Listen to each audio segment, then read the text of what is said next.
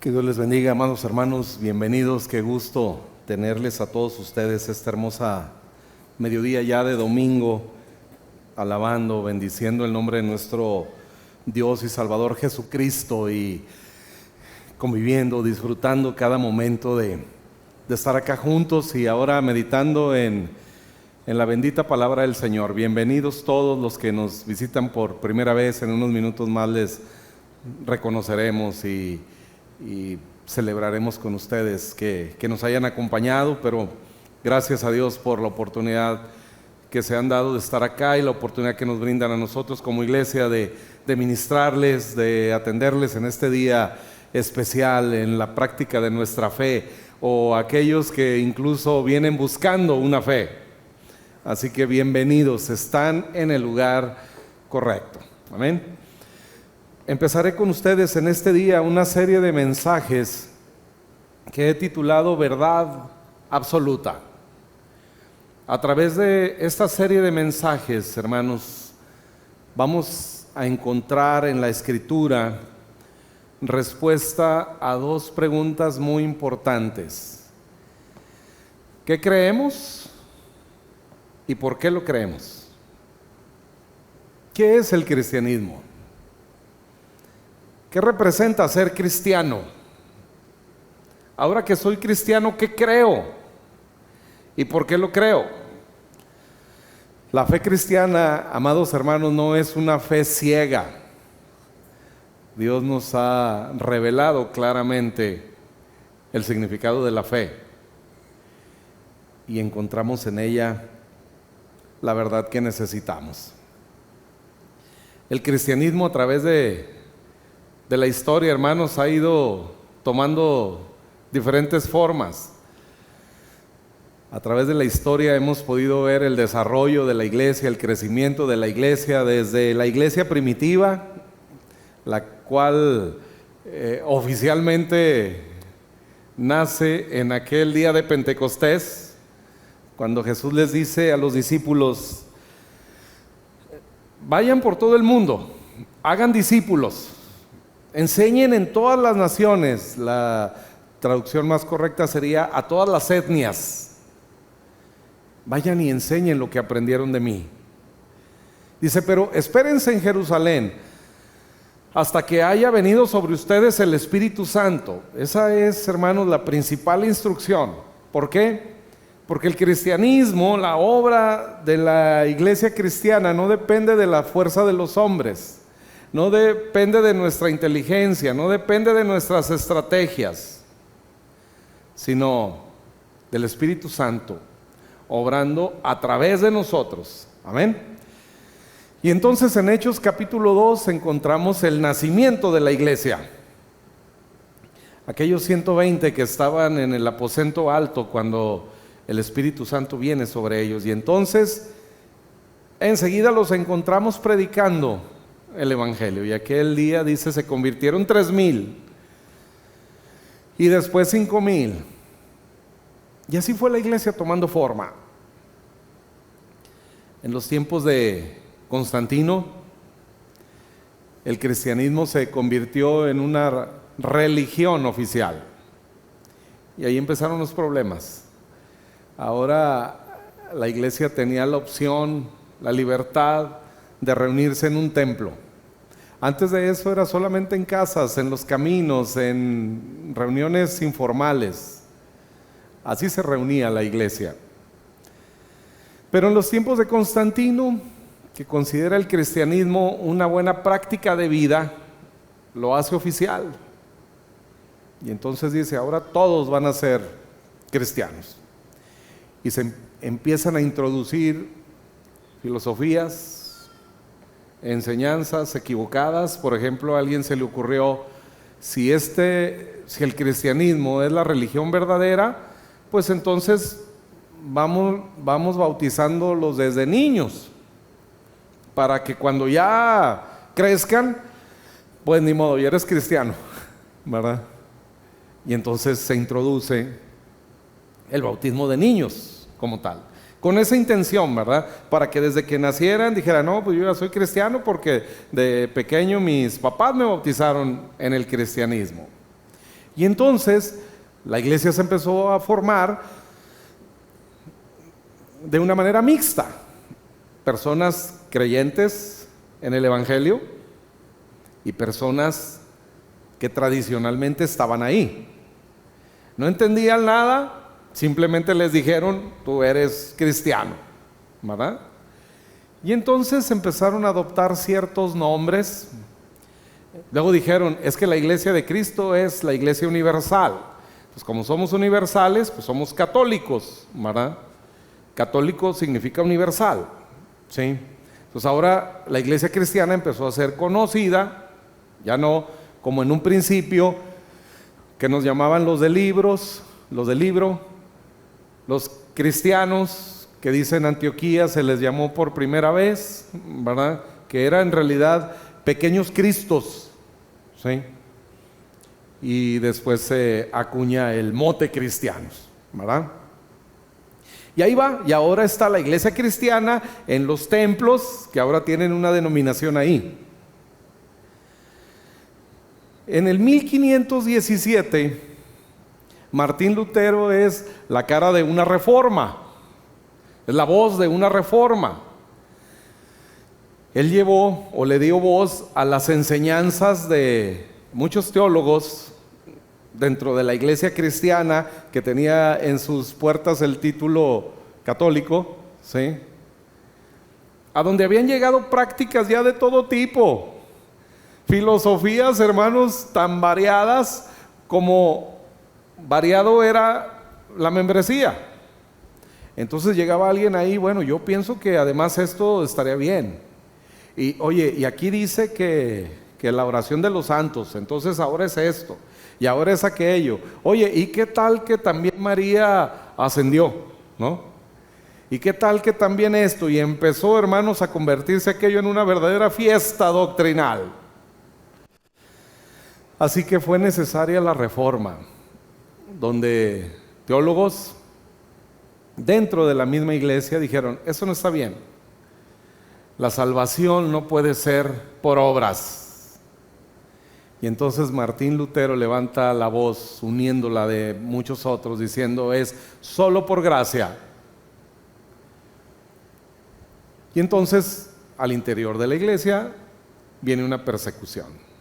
Y ahora somos los rebeldes, y ahí empezaron a llamarnos los protestantes. Había personas dentro de la propia iglesia, de la institución, de la iglesia, que le decían a Lutero y a los demás, no se vayan, quédense, vamos a reformar la iglesia desde dentro, ¿no? Sin embargo, fueron perseguidos, conocen la historia, y entonces, a partir de 1517, por cierto, un 31 de octubre, es cuando celebramos la reforma, lo que conocemos como la reforma protestante, que nos llevó verdaderamente de regreso al Evangelio. Así que a partir de ahí, hermanos, se empieza a formar la iglesia protestante, conocidos después como los cristianos. ¿Por qué? Porque nuestras enseñanzas tenían como fundamento la enseñanza de Cristo. Y volvimos a ser reconocidos como cristianos. Y durante estos 500 años, hermanos, que llevamos de la instauración de la reforma, hace 20 años aproximadamente, casi 20 años, Dios me permitió formar parte de la dirección de la organización bautista. Las denominaciones se van formando después de la reforma. Encontramos las denominaciones históricas, los bautistas, los metodistas, los presbiterianos, los bautistas en el siglo XVII. Hoy somos una iglesia que aglutina 170 millones de personas en el mundo. Nuestra organización a la que pertenecemos como Iglesia Bautista, la Alianza Bautista Mundial, somos aproximadamente 49 millones de personas en el mundo. En México, la Convención Nacional Bautista, debemos de ser aproximadamente 120,000 personas acá. Y así se fue formando la iglesia. ¿A dónde quiero llegar? a que en el transcurso mismo, hermanos, de la iglesia cristiana, hemos llegado a necesitar una nueva reforma. Hace 20 años les decía que Dios me permitió llegar a la organización denominacional y tener una posición de servicio y liderazgo. Y yo encontraba aquella inquietud en el Señor. La iglesia necesita una reforma, una nueva reforma. Verdaderamente volver a las bases. Y yo no entendía cómo era eso, yo no entendía de qué se trataba lo que el Señor me decía en ese tiempo. Hasta algunos años después, cuando el Señor llama nuestra atención a volver a la gracia, a predicar la gracia del Señor. La carta a los Efesios, en el capítulo 4, el apóstol Pablo dice esto: para que ya no seamos niños fluctuantes, llevados por doquiera de todo viento de doctrina, por estratagema de hombres que para engañar emplean con astucia las artimañas del error. El propio apóstol Pablo, en la carta a los Corintios, dice que Dios constituyó dentro de la iglesia, a través de dones especiales, pastores y maestros. Pastores y maestros que, dirigidos por Dios mediante ese don de la enseñanza, mediante el don de la predicación, compartiéramos con la iglesia la revelación de Dios. Por supuesto, hermanos, que todos aquí tenemos ese ministerio. Realmente todos aquí podemos predicar la palabra, todos aquí podemos enseñar la palabra. Todos aquí somos sacerdotes, pastores de nuestra casa, somos maestros de nuestros hijos. Todos tenemos la capacidad en el Señor, mediante el Espíritu Santo, de predicar, de enseñar la palabra. Pero dentro de la forma de la iglesia, de la forma que Dios le dio a la iglesia, dice que Él constituyó a unos pastores y a otros maestros, para que precisamente nos enseñaran, hermanos, los rudimentos de la doctrina. Y dice el apóstol Pablo que la intención es esta: que ya no seamos niños fluctuantes, llevados por todo viento de doctrina. Ahora creo esto, ahora creo aquello, ahora creo allá. Y ese es uno de los problemas en los que el cristianismo lamentablemente está sumergido, hablando en términos generales. Ya surgió una idea por allá, ahí vamos, ¿verdad? No, es que ahora los de la risa.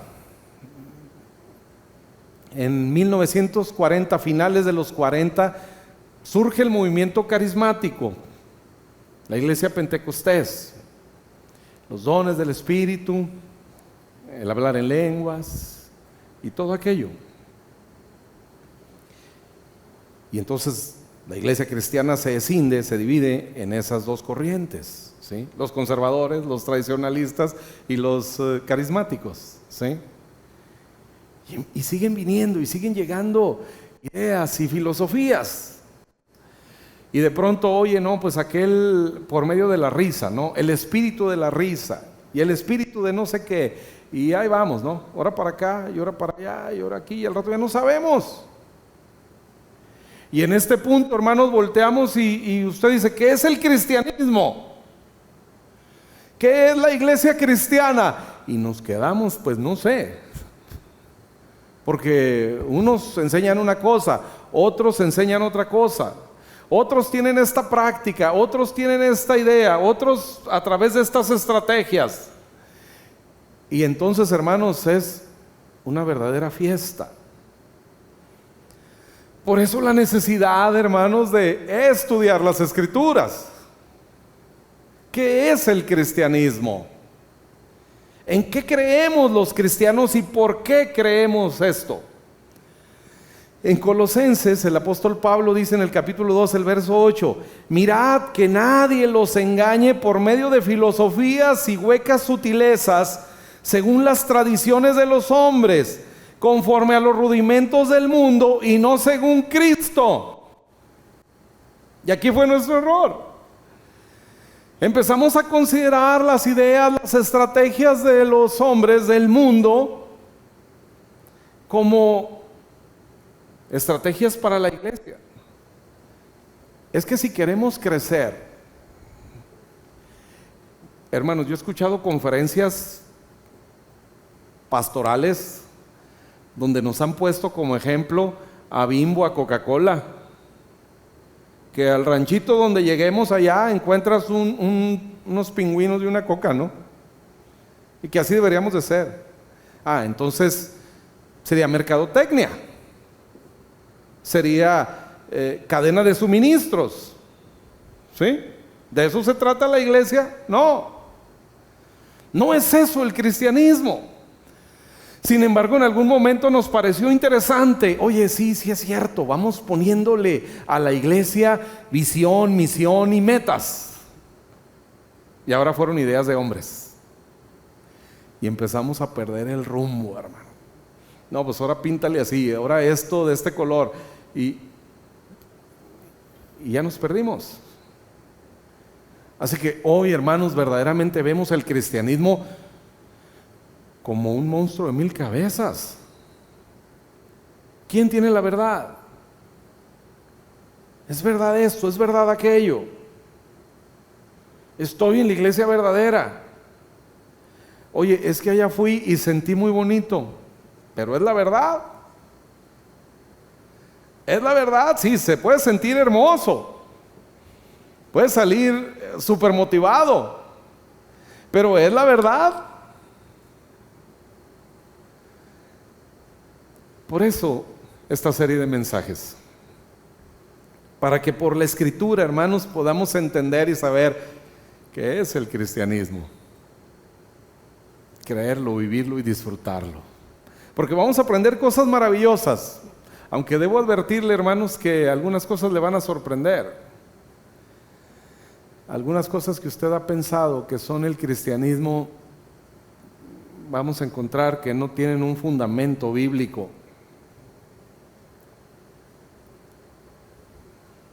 Y nos sorprenderán algunas cosas en realidad, a la luz de la Escritura. A la luz de la Escritura. Las filosofías en el mundo, hermanos, corrientes filosóficas por doquier. Dentro de esas, las escuelas de la filosofía, encontramos una serie de corrientes. Por ejemplo, el pluralismo. Pluralismo sostiene que hay muchas verdades, es plural la verdad, existen muchas verdades. Y después el relativismo va todavía más allá del pluralismo. ¿Sí? El relativismo dice, hay muchas verdades, todas son verdad, pero no para todos. El relativismo dice, no hay verdad absoluta. Lo que para ti es verdad, puede no ser verdad para el otro. Y ahí nos hemos ido acomodando en las filosofías del mundo. Todos tenemos una idea, hermanos, de cómo es el mundo, de cómo es la vida. Y entonces llegan a declarar finalmente los filósofos que no hay verdad absoluta. Pero esa declaración, no hay verdad absoluta, ellos piden que la aceptemos como verdad absoluta. Así que su propia declaración echa por tierra su declaración. Decir y sostener como verdad absoluta que no hay verdad absoluta es una tontería. Y de eso se trata esta serie de mensajes. Porque es muy importante para nosotros entender esto, hermanos. Porque la forma en que vivimos, las cosas que amamos, la manera en la que reaccionamos ante las circunstancias de la vida, revela nuestras convicciones, revela nuestras creencias. cada circunstancia que enfrentamos en la vida, una enfermedad, una crisis en la familia, una crisis con los hijos, en la pareja, la muerte de un ser querido, te confronta y tu reacción será producto de tus creencias, de toda la filosofía que anda en tu cabeza, todo lo que tú crees de la vida. Por eso hay personas que pues no se atreven a pisar un insecto, aunque sea nocivo, ¿verdad? Porque dicen, oye, no, puede ser la abuela, ¿verdad? No golpes a un perro, puede ser el tío X, ¿no? Oye, el abuelo era un perverso, puede ser ese alacrán. Y así, ¿no? Y hay personas que viven de esa manera. Sus creencias, su filosofía los hace actuar. Así que hay para quienes la muerte es lo último. Todas estas filosofías, hermanos, algunas de ellas niegan la existencia de Dios. Por ejemplo, Jean-Paul Sartre dice, como ateo, Dios no existe. Y que Dios no exista le quita el sentido a la vida. Qué vacío, ¿no? Pero tiene razón. Por eso el apóstol Pablo, cuando habla de la resurrección de Jesús, dice, si Cristo no resucitó, vana es nuestra fe, vana nuestra esperanza, seríamos los más dignos de conmiseración.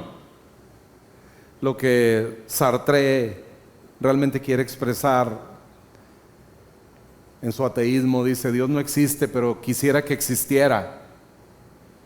Quisiera que existiera un Dios, porque sin Dios la vida no tiene sentido.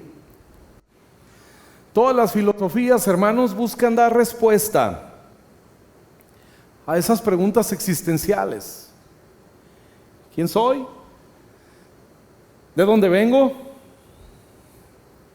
¿Por qué estamos así? ¿Por qué somos tan feos? Los sociólogos investigan, tratan de entender por qué una madre puede abandonar a su hijo recién nacido en un cesto de basura. ¿Por qué un padre puede matar a un hijo y un hijo a un padre? ¿Por qué se tuvo que tipificar un delito como parricidio? ¿Por qué esto? ¿Por qué aquello? Y los filósofos y los sociólogos quieren entender ¿por qué somos así? ¿Qué pasó? ¿De dónde venimos? ¿Y en dónde nos echamos a perder? Y sobre todo, ¿hay solución? ¿Cuál es la respuesta? ¿Cómo podemos volver a un estado de bienestar si es que existió? Y hermanos amados, solo el cristianismo da respuesta a esas incógnitas. Ninguna filosofía en el mundo, ni pasada, hermanos, ni los orientales, ni los occidentales, ninguna filosofía ha podido dar respuesta a esas preguntas, sino solo el cristianismo. ¿De dónde venimos? Y claro, ahí están las corrientes, ¿no? La evolutiva, la creacionista. En una ocasión un niño le preguntaron, le hicieron una consulta ahí para la escuela y va con la mamá y le dice, mamá, pues aquí me preguntan de dónde venimos, ¿no? Y la mamá dice, bueno, hijo, Dios nos creó. Génesis 1, Génesis 2, dice que Dios creó al hombre, dice que tomó polvo de la tierra, hizo una especie de lodo, formó un cuerpo y luego sopló en él aliento de vida. Y dice, mamá, es que mi papá dice que venimos del chango. Y dice, bueno, yo te hablo de mi familia, ¿verdad? Yo te estoy hablando de mi familia venimos de allá, ¿no? Ya tu papá sabrá. Ideas, filosofías, hermanos. Solo el cristianismo nos responde. ¿De dónde venimos? Dios nos creó. Y nos creó para la vida. y nos creó para la bendición. Y nos creó para multiplicarnos y para prosperarnos. Y toda aquella hermosura, hermanos, que encontramos en Génesis capítulo 1 y capítulo 2. Llenen la tierra y sojuzgadla. Todo, hermanos, nos era favorable, absolutamente todo. Dios nos puso en un ambiente perfecto, el idóneo para crecer, para desarrollarnos. En este tiempo, hermanos, todo el ambiente nos es contrario. Venimos saliendo de los riesgos del calor, ¿no? Y hubo personas que en esta temporada murieron por golpes de calor y por deshidrataciones y por tantas cosas. Y en un mes más estaremos viendo personas que enferman y que algunos inclusive mueren por temas con el frío. Ahora todo nos es contrario. ¿Por qué si Dios creó en armonía? Esa es la razón, hermanos, por la que estamos descompuestos. Génesis 3. El hombre decidió quitar a Dios del centro de su vida y ponerse Él. Lo meditábamos en la serie pasada. El hombre sustituyó a Dios y a eso lo conocemos como la caída. El origen del pecado, hermanos, no es otra cosa que quitar a Dios de nuestra vida. Después toma diferentes formas. Toma la forma del adulterio, toma la forma de la fornicación, la forma del alcoholismo, la forma de la agresión, del homicidio y de tantas cosas. Pero el origen, hermanos, simple y sencillamente es quitar a Dios de nuestra vida. Estamos en esta condición por esa razón. Así que simple y sencillamente el cristianismo, hermanos, en los primeros 3 versos de la escritura completa, da respuesta a estas incógnitas existenciales de la humanidad. Y ahí mismo en el capítulo 3 encontramos la respuesta a la tercera pregunta. ¿Cómo podemos mejorar? ¿Cómo podemos volver? Y la respuesta es la redención. La redención. Así como el hombre sustituyó a Dios y por ella vino el pecado, por esa sustitución, así en la redención encontramos a un hombre sustituyéndonos en el castigo, en la paga del pecado.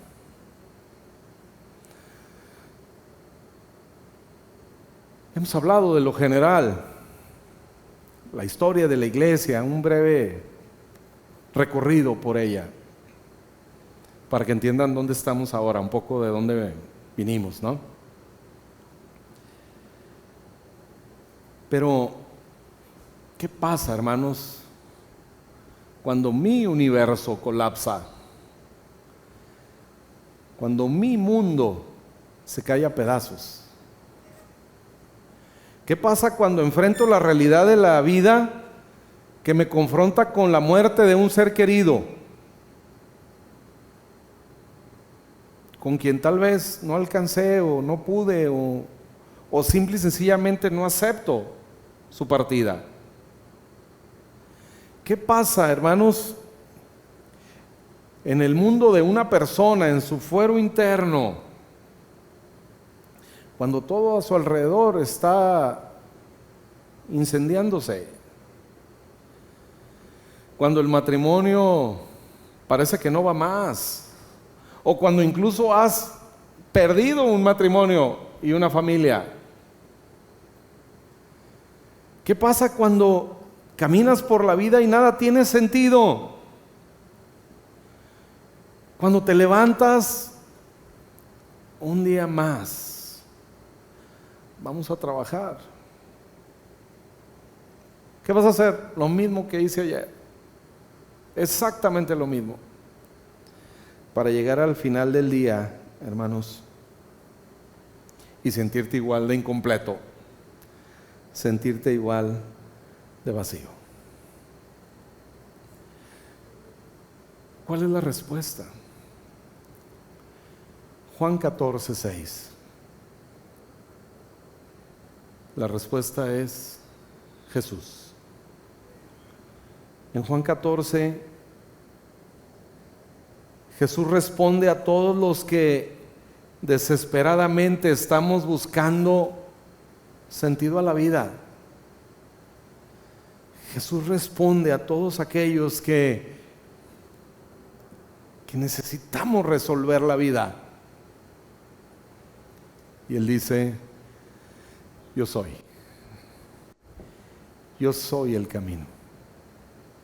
Cuando no hayas qué hacer, cuando ya no sabes qué hacer, ¿cómo voy a resolver ya no los problemas del mundo? No las crisis mundiales, y la inflación, si esto, si las guerras, cuando yo tengo una guerra interna. Entonces Jesús aparece, hermanos, y nos dice: yo soy el camino. Hermanos, Cristo no tiene la respuesta. Cristo es la respuesta. No es que en Cristo vamos a encontrar, hermanos, un libro más de autoayuda. Estamos cansados de eso.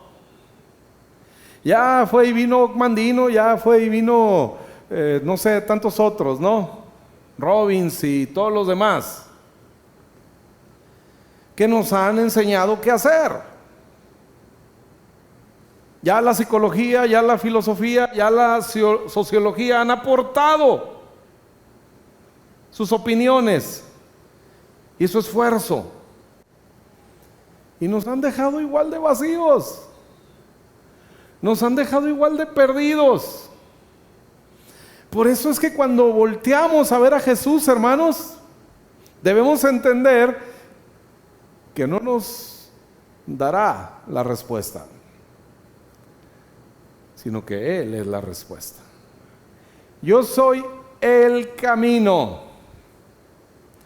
Así que cuando escuchamos yo soy el camino, no es Jesús diciendo: bueno, aquí van las reglas del camino. No, el que tiene al Hijo está en el camino. El que tiene a Jesús está en el camino. ¿Por qué? Porque Él es el camino, no yo. Yo no soy ni siquiera el caminante. Él es el camino. Jesús es la respuesta. Jesús es quien le da sentido a todo, hermanos. Así que cuando te preguntes qué debo hacer, cómo este matrimonio puede mejorar, cómo puedo resolver esto, hermanos, hay situaciones, por ejemplo, ¿cómo recuperamos el tiempo perdido? Cuando a veces ya no está ni nuestra familia con nosotros, ¿cómo puedo recuperar eso? Para la filosofía y para todo lo demás es imposible. No para Jesús. Jesús es el camino. Todos nosotros andamos buscando, hermanos, la manera de solucionar la vida, la manera de vivir bien.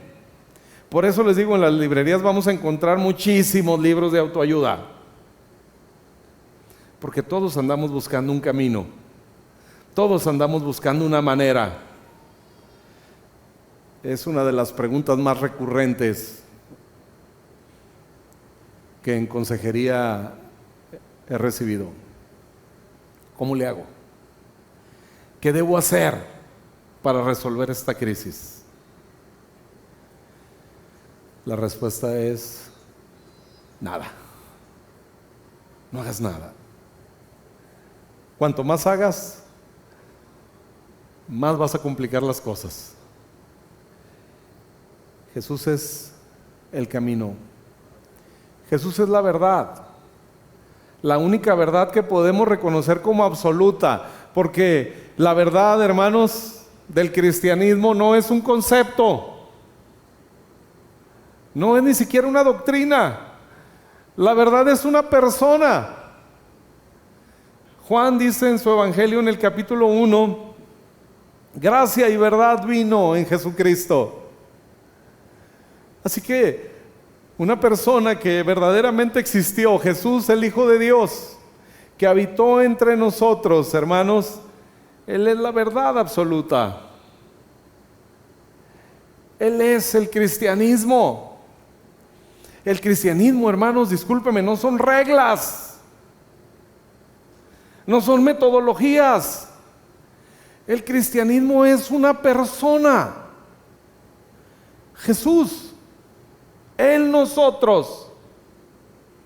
Por eso en el libro de los Hechos dice que ahora nosotros en Él, en Jesús, vivimos, nos movemos y somos.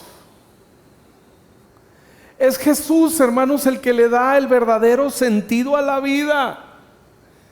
Él es la verdad que debo creer. Y no solo eso, Él es la vida. Lo que Jesús dice es: deja de buscar. Yo soy la respuesta. Y cuando nosotros tenemos ese encuentro personal con Jesús, entonces encontramos sentido a la vida, a la muerte, a cualquier crisis que podamos enfrentar. El apóstol Pablo dice en la carta a los tesalonicenses, refiriéndose a la muerte, y les dice: no quiero, hermanos, que se entristezcan como los otros, que no tienen esperanza. Nosotros enfrentamos aún el proceso de la muerte. Ayer estuve visitando a un querido hermano, el doctor Gonzalo Ramírez, en una condición clínica muy grave. Su hija se acerca y le dice: papá, ve a casa, descansa, papá, todo está bien. Solo cuando sabes que hay vida después de la muerte puedes despedirte en esa paz de un ser querido. Solo cuando sabes que la muerte no es lo peor, que la muerte ni siquiera es una pérdida, sino que es ganancia. Y eso solo el cristianismo lo puede dar. Solo el cristianismo lo ofrece. En medio de las peores crisis que enfrentemos en la vida, podemos recordar que Jesús estará ahí. En el Evangelio de Mateo encontramos una historia. Los discípulos de Jesús están en una barca y dice que el viento les era contrario y que habían ya intentado avanzar remando y remando hasta el cansancio, y cuando ya parecía que todo estaba perdido, entonces aparece Jesús caminando sobre aquella tempestad que a ellos les dominaba, sobre aquella tempestad que venía a matarlos. Jesús camina sobre ella y las creencias, la filosofía de los discípulos les hace creer que era un fantasma. Ven a Jesús caminar sobre el agua y se asustan más y dicen: es un fantasma. Y en el verso 27 dice: pero enseguida, hermanos, Jesús no solo es la respuesta correcta, adecuada, sino inmediata. Deja de pelear, deja de buscar, deja de luchar. Enseguida Jesús aparece y les habla diciendo: tened ánimo, yo soy. Yo soy. No tengas miedo. Yo soy. Jesús, hermanos, es aquel que en la cruz volteó su rostro hacia la humanidad, a los que fueron antes de Él, a los de su presente y a los que somos después de su primera venida. Y en esa cruz, estando Jesús en esa cruz, Él, como la respuesta, nos ofreció llevar toda nuestra carga. Todo lo que hoy, hermanos, nos preocupa, todo nuestro pecado. Y desde esa cruz Jesús nos dice: yo soy suficiente. Yo soy el Padre que ama y cuida a sus hijos. Yo soy el amigo que nunca te abandonará. Yo soy la luz en las tinieblas. Yo soy el que limpia tu maldad. En esa cruz, hermanos, Jesús desnudo, literalmente, completamente desnudo, con su cuerpo llagado totalmente. Desde ahí nos dice: yo he llevado tu vergüenza, yo he llevado tu culpa. Así que ahora yo soy la esperanza en medio del dolor. Yo soy la paz en medio de la incertidumbre. Ese es el fundamento del cristianismo. Una persona, no una doctrina, no una filosofía, no una disciplina. Una persona. No hay otro lugar, hermanos, no hay otra persona donde podamos encontrarle el verdadero significado a la vida. No hay otra persona, hermanos, que pueda resolver las crisis más grandes e imposibles en nuestra vida. Porque Él es el tiempo. Él sí puede ir y resolver las cosas del pasado, lo que tú y yo no podemos, lo que para la filosofía es imposible. Y tantos estudios que hay, ¿no? Algunos de ustedes tal vez han leído algo de eso, que termina siendo, además de aburrido, confuso. Cosas sin sentido. Parece que los más grandes filósofos son aquellos que simple y sencillamente confunden más las cosas. Y que para parecer uno inteligente tiene uno que decir: ah, sí, muy sencillo. Sí, ya entendí. Y en el fondo estoy en la misma ignorancia. No es así con Jesús. Jesús es el camino, la verdad y la vida. En el Salmo 91 termina de una manera gloriosa, maravillosa. Dice: los saciaré de larga vida. Los saciaré de larga vida. No se trata solamente de vivir muchos años, hermanos. Se trata de vivir en plenitud. Nadie quiere vivir eternamente en una condición perdida. Esta vida sería verdaderamente muy complicada, hermanos. Por eso la gente busca sentido en cosas, ¿no? Que nos sorprenderían. Hay personas que se pueden suicidar porque su equipo perdió 7-0, ¿no? Lo golearon 7-0. Qué vergüenza, ¿no?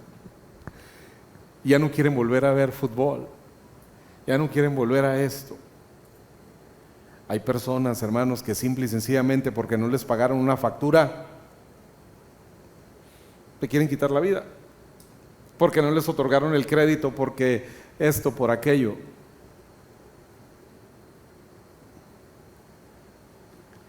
Porque no hay sentido para la vida. Y tienen que encontrar en cosas efímeras e inútiles. Si tener una casa enorme, lujosa, nos diera la felicidad, qué sencillo sería, ¿no?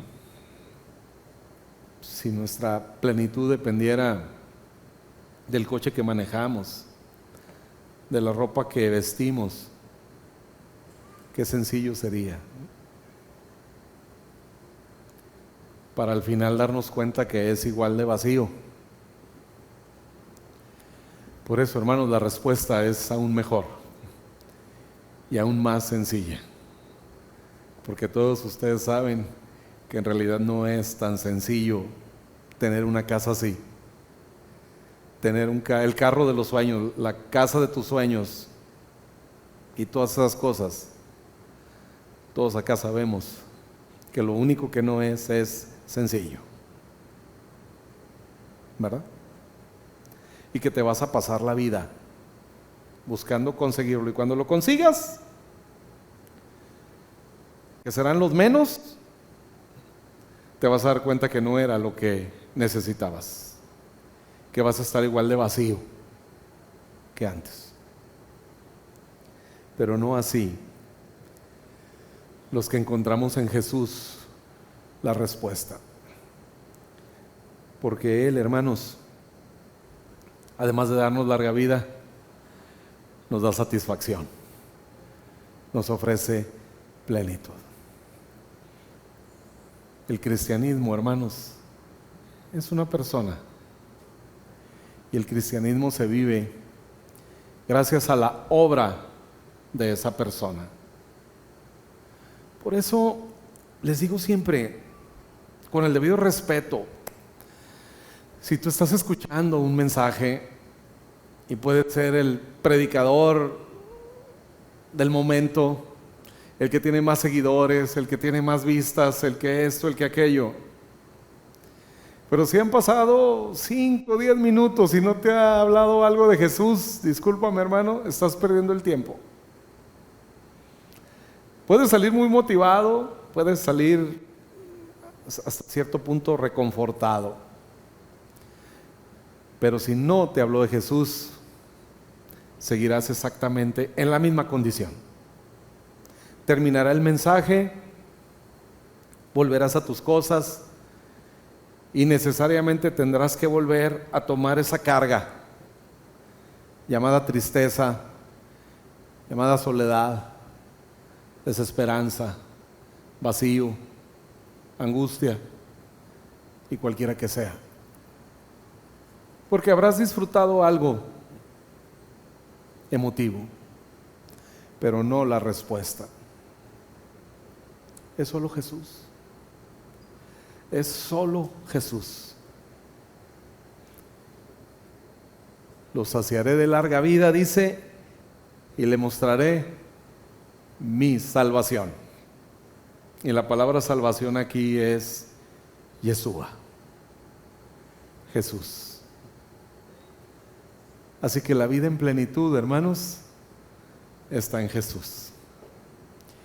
Y eso, amados, es el cristianismo. Incline su rostro, cierre sus ojos, por favor.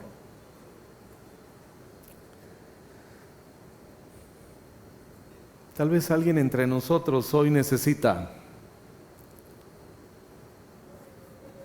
encontrar la respuesta. Tal vez alguien entre nosotros está aquí con esa carga, con ese vacío, con esa soledad, con esa tristeza. Vuelve a Jesús o encuéntrate con Jesús. Porque, hermanos, es tan fácil para nosotros, aún los que creemos el Evangelio, los que tenemos años en el Evangelio, es tan fácil caer en el engaño de las filosofías y las corrientes de este mundo. Por eso el apóstol Pablo en Efesios y Colosenses, los pasajes que leímos, hermanos, nos dice: estén listos, no se dejen llevar por filosofías de hombres, por estrategias del mundo. Es Jesús, hermano, vuelve a Él. Vuelve a Él. Él pagó por todos tus pecados, todo eso que hoy te atormenta, todo eso que hoy te avergüenza, que te hace sentir culpable, y que es verdad, es real. Nuestros pecados son reales, hermanos. Ofendimos a hombres y mujeres a nuestro alrededor, así igual que nosotros. Nuestros errores son reales. Tomamos decisiones equivocadas. Buscamos en lugares incorrectos, queriendo resolver nuestras crisis, queriendo resolver nuestros problemas. Y nada ha funcionado. Y el matrimonio tal vez va de mal en peor. Y los hijos más perdidos aún y más lejos. Mi economía más hundido aún. Y lo peor de todo, el mismo vacío en el corazón, la misma soledad en el alma. Vuelve a Jesús. Jesús es el camino. Jesús es la verdad. Jesús es la vida. Nadie viene al Padre si no es por Él. Así que si tú has creído esto, permíteme ayudarte. Con el corazón se cree para justicia, pero con la boca se confiesa para salvación. Así que, si tú quieres recibir hoy la respuesta, haz conmigo esta oración y dile: Jesús, gracias, porque desde la cruz me miraste a mí y recibiste de mí todo, Señor, lo que hoy te entrego: mi pecado, mis fallas, mis culpas, mis debilidades. Señor, te lo entrego. Gracias, Jesús, por llevar mi vergüenza junto con mi pecado y además las consecuencias de él, pues finalmente moriste en aquella cruz. Jesús, recibo de ti la vida eterna que me ofreces, el perdón de mis pecados y la bendición de Dios. En tu nombre, Jesús. Amén.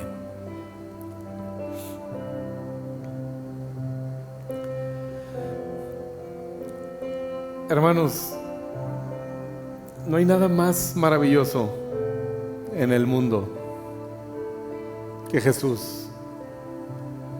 No hay nada más valioso para nosotros que Jesús. Y usted y yo lo tenemos ahora. Él se acercó a nosotros en su gracia, en su misericordia. Recíbalo, vívalo, disfrútelo. No vuelva a pelear jamás en sus fuerzas. No vuelva a preguntar jamás qué tengo que hacer, cómo le hago. Recuerde que Jesús es el camino, la verdad y la vida. En los mensajes siguientes, hermanos, vamos a dejar ya la filosofía y demás cosas que hoy hemos atendido. Y vamos a ir a las verdades del Evangelio. ¿Qué significa solo la gracia? ¿Qué significa solo la palabra? Solo la Biblia. Y vamos a aprender cosas maravillosas, hermanos. ¿De qué creemos y por qué lo creemos? Y estoy seguro que después de esta serie de mensajes, hermano, ninguno de nosotros estará expuesto a caer en falsas doctrinas. Dese la oportunidad de atender esta serie de mensajes. Le aseguro que le van a bendecir muchísimo. Y que esto se va a traducir en esa paz, en esa plenitud, en ese gozo que andas buscando. Nada mejor que el Evangelio, porque es el poder de Dios para salvación. Que Dios les bendiga, hermanos. Muchas gracias por la oportunidad. Nos vemos en las actividades de la semana. Gracias a los hermanos que nos han ministrado, a todo el equipo que nos ha servido hoy con las atenciones, en el equipo allá con los niños. Dios les prospere, Dios les bendiga a todos. Que tengan una semana maravillosa, una semana próspera. Los que salen de la ciudad, el Señor les guarde, les lleve, les traiga con bien y les prospere en sus viajes. Les bendiga más allá de lo que ustedes han pedido y aún entienden. El Señor nos bendiga en nuestros trabajos, en nuestros negocios, hermanos. Que el Señor alce sobre nosotros su rostro y ponga en nosotros paz, la paz que necesitamos, la bendición, la plenitud que solamente en Él podemos encontrar. Sean felices, hermanos. Dios nos ama. Gracias. Nos vemos la próxima.